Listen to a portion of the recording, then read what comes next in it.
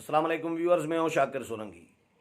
Viewers, मुल्क में सदारती निज़ाम के हवाले से एक और दरख्वास्त सुप्रीम कोर्ट में पहुंच गई है और इससे पहले 3 दरख्वास्तें सुप्रीम कोर्ट में आई थीं। 2 दरख्वास्तें जो हैं रजिस्ट्रार सुप्रीम कोर्ट ऑफिस से एतराज़ लगाकर उन्होंने वापस कर दी थी।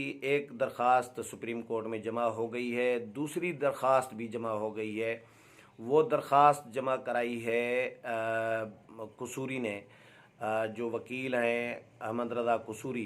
अहमद रज़ा कसूरी जो है मुस्लिम लीग जिन्ना के लीडर हैं और उन्होंने मुस्लिम लीग जिन्ना के लीडर के तौर पर जो है सुप्रीम कोर्ट में दरख्वास्त दायर कर दी है कि मुल्क में सदारती निज़ाम नाफिज कराया जाए। सुप्रीम कोर्ट से दरख्वास्त में ये कहा गया है कि सुप्रीम कोर्ट वज़ीर आज़म को हुक्म जारी करे कि मुल्क में सदारती निज़ाम के लिए नफाज के लिए इक़दाम किए जाएँ। इसमें वफाक के पाकिस्तान और वज़ीर आज़म को फ़रीक बनाया गया है।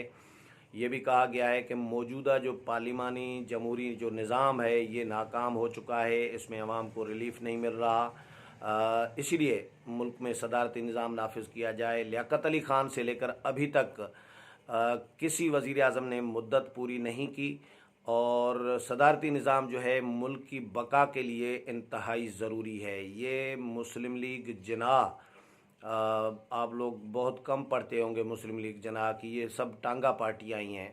कोई बड़ी जमात किसी की ख्वाहिश नहीं है। ये वो लोग हैं जो इस्टबलिशमेंट के कंधे पर चढ़कर अपनी सियासत भी कर रहे होते हैं, अपने मामलात भी सीधे कर रहे होते हैं। इनके पीछे कोई पब्लिक नहीं होती, जिस तरह बाकी नून लीग या पीपल्स पार्टी या JUI या बाकी जमातें हैं, उनके साथ पब्लिक है, वोटर्स हैं, अवाम है। इनको अवामी सपोर्ट नहीं होती। इन जमातों को टांगा पार्टियां कहा जाता है, साइकिल पार्टियां कहा जाता है। तो ये इस तरह की जमातों की, इस तरह के लोगों की सुप्रीम कोर्ट में दरख्वास्तें आना शुरू हो गई हैं। एक और दरख्वास्त मैंने पहले प्रोग्राम किया है इस पर।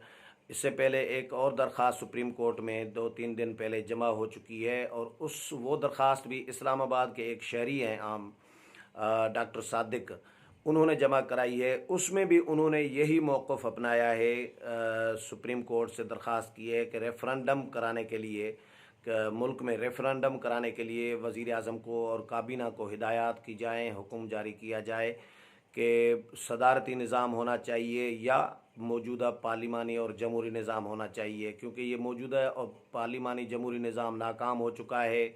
इसमें अवाम का, मुल्क का भला नहीं हो रहा, करप्ट निज़ाम है, बहुत सारी चीज़ें उसमें लिखी गई हैं। तो रेफ़रेंडम कराने के लिए दरख्वास्तें दी जा रही हैं सुप्रीम कोर्ट में, लेकिन सुप्रीम कोर्ट ने अभी समाअत वगैरह तो शुरू नहीं की या एक्सेप्ट करके कोई समाअतों की तारीख़ या मुकर्रर नहीं की, लेकिन दरख्वास्तें आ रही हैं। तो इसी वजह से ही अपोजिशन जमातों को भी तशवीश हो रही है कि क्या हो रहा है। मुझे एक दोस्त हैं, हमारे साफ़ी दोस्त हैं, उन्होंने मुझे ये बताया कि साईं मैं अंदर की ख़बर बताऊं। मैंने कहा जी बताएं।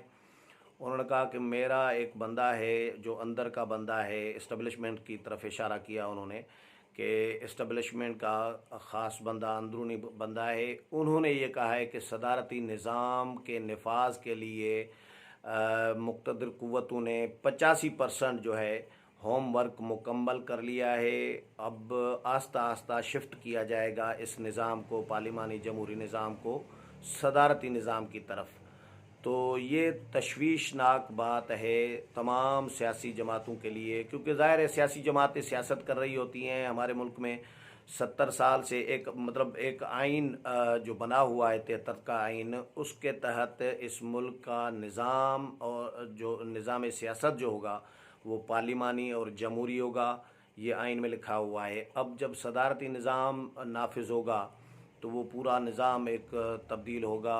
और ये जो दरख्वास्तें जमा हुई हैं जो कसूरी ने जमा कराई है, उन्होंने आर्टिकल 184(3) इसके तहत ये जमा कराई है और उसमें ये दरख्वास्त की गई है। तो मुस्लिम लीग नून, पीपल्स पार्टी, JUI और बाकी जमातों के जो रहनुमा हैं, उनका ये कहना है कि भाई 70 साल से 5-6 दफ़ा यहाँ पर सदारती निज़ाम नाफिज हो चुका हुआ है। तो उससे मुल्क को कोई फ़ायदा नहीं हुआ।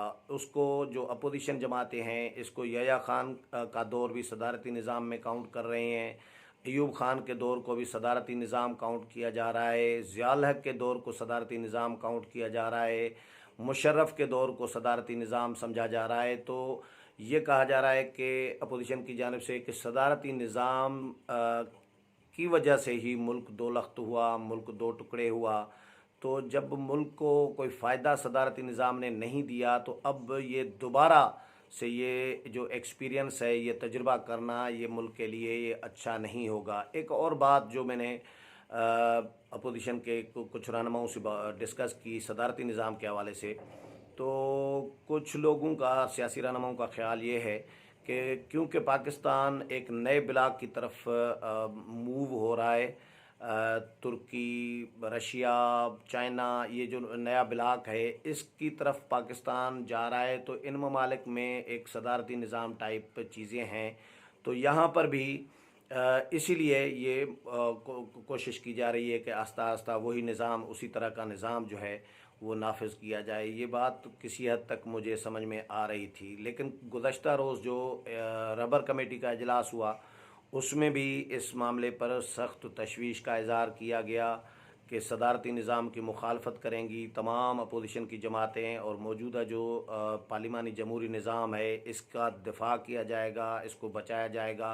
इसके लिए जितनी हद तक, जिस हद तक जाना पड़ा मज़ाहमत के लिए, तमाम जमातें मज़ाहमत करेंगी। मैंने फिर कुछ लोगों से मैंने उनसे ये पूछ लिया, मैंने कहा ये तो बताएं कि इस वक्त सियासी जमातों में मज़ाहमत का कोई मिजाज उनसर तो रहा नहीं है कि सियासी जमातें मज़ाहमत करें। सारी जमातें लेट जाती हैं इस्टबलिशमेंट के सामने, मुक़्तदर क़ुव्वतों के सामने। कोई कानून साजी इम्पॉर्टेंट हो, जो कानून साजी नहीं करना चाह रही होती सियासी जमातें, जमहूरी जो लीडरान हैं, वो भी राज़ी हो जाते हैं। फ़र्ज़ करें आर्मी एक्ट तरमीमी बिल जो था, फ़ौजी अदालतों का मामला था, उस वक़्त रज़ा रब्बानी वोट नहीं देना चाह रहे थे, पीपल्स पार्टी भी वोट नहीं देना चाह रही थी। लेकिन जब प्रेशर आया मुक़्तदर क़ुव्वतों का या इस्टबलिशमेंट का, तो पीपल्स पार्टी ने भी वोट दिया। फिर रज़ा रब्बानी जैसा बंदा जो बिल्कुल भी शजर ममनुआ समझ रहे थे अपने लिए वोट देना फ़ौजी अदालतों के क़याम को, लेकिन रज़ा रब्बानी ने रो रो कर भी वोट दिया अपना, आंसू बहाते रहे, रोते रहे, सेनेट में तकरीर करते रहे, रो पड़े थे, लेकिन वोट उन्होंने फिर भी दिया। यानी मजबूरियां इनकी बन जाती हैं। तो जब मजबूरियां तब बनती हैं ना कि जब ये साफ शफाफ नहीं है, करप्शन हो रही होती है। मैं अगर गिल्टी हूँ तो मैं किसी के सामने सीना तान कर क्या खड़ा रहूँगा। ये इसी तरह ही है।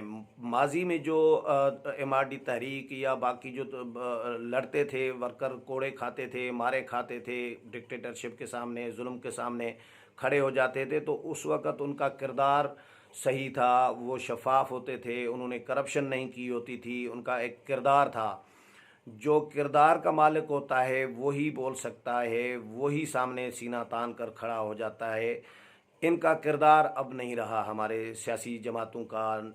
जितनी भी सियासी जमातें हैं, सियासी वर्कर हैं, ये तकरीबन सब के सब किसी न किसी हवाले से, किसी न किसी करप्शन में, किसी न किसी मामले में फंसे हुए हैं, हमाम में सारे नंगे हैं।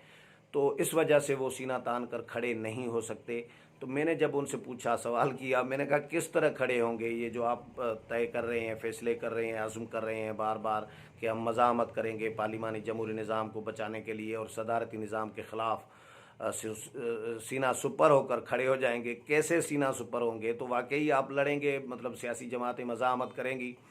तो उस लीडर का ये कहना था कि बिल्कुल करेंगी, और ये इतना बड़ा सेंसिटिव इशू है क्योंकि सियासतदानों ने, अगर सदारती निज़ाम आया तो सियासत ख़त्म हो गई इनकी, तो वो अपनी सियासत बचाने के लिए हर कीमत पर लड़ेंगे, जिस हद तक जाना पड़ा वो ज़रूर जाएंगे।